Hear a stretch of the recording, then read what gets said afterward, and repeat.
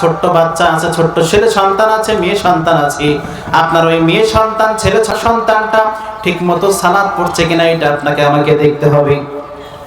এর নাম হচ্ছে ইকামিস সালাহ, ইউকিমুনাস সালাহ, সালাত প্রতিষ্ঠা। আপনাকে আমাকে সালাত প্রতিষ্ঠা করতে হবে।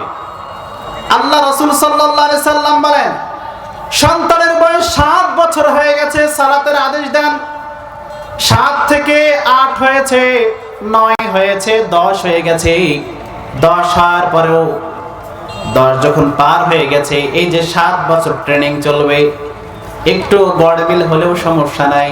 কিন্তু 10 বছর হয়ে গেছে, 10 বছর যখন পার হয়ে গেছে, আপনার ছেলে সন্তানটা মেয়ে সন্তানটা নামাজ পড়ে না, তখন রাসূল সাল্লাল্লাহু আলাইহি সাল্লাম বলছেন ফাদরিবুহুম আলাইহা, তাদেরকে প্রহার করো, প্রহার করে হলো মসজিদে নিয়ে যাও।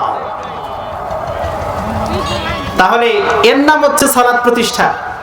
আপনি আমি অনেকে দেখবেন নামাজ নিজে পড়ি, কিন্তু সমাজের লোকদেরকে হেয় প্রতিপন্ন করে, এই নামাজ পড়ে না, আবার অমুক অমুক তমুক ইত্যাদি। কিন্তু আপনার আমার দায়িত্ব হচ্ছে তাকে বুঝানো, প্রত্যেকের দায়িত্ব।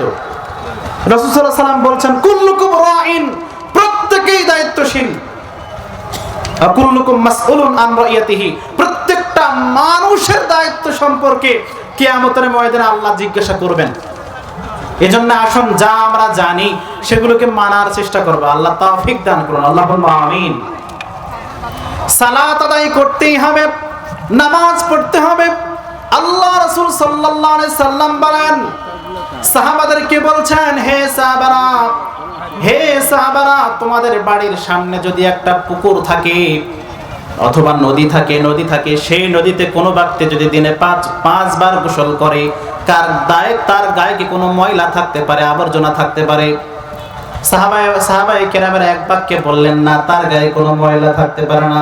আল্লাহ রাসূল সাল্লাল্লাহু আলাইহি সাল্লাম সাহাবাদেরকে বললেন, রে সাহাবারা, যদি কোনো ব্যক্তি দিনে 5 ওয়াক্ত সালাত আদায় করে, তাহলে আল্লাহ রাসূল সাল্লাল্লাহু আলাইহি সাল্লাম বলছেন তার কোনো গুনাহ থাকতে পারে না। তাহলে সালাত আমার গুনাহকে মিটিয়ে দিবে, সালাতের পাওয়ার এইটা। এই জন্য আসুন আপনাকে সালাত আদায় করার চেষ্টা করি। আল্লাহ তৌফিক দান করুন, আল্লাহুম্মা আমিন।